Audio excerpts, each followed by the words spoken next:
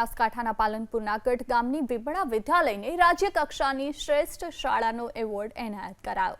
રાજ્ય કક્ષાના ખેલ મહાકુંભ 3.0 અંતર્ગત વિમળા વિદ્યાલય ગઢને વીર સાવરકર સ્પોર્ટ્સ કોમ્પ્લેક્સ અમદાવાદ ખાતે રાજ્યના રમતગમત મંત્રી હર્ષ સંઘવીના હસ્તે શ્રેષ્ઠ સ્કૂલનો એવોર્ડ અને 5 લાખ રૂપિયાનો રોકડ પુરસ્કાર એનાયત કરાયો। રમતગમત મંત્રી હર્ષ સંઘવીએ શાળા પરિવારને અભિનંદન આપ્યા।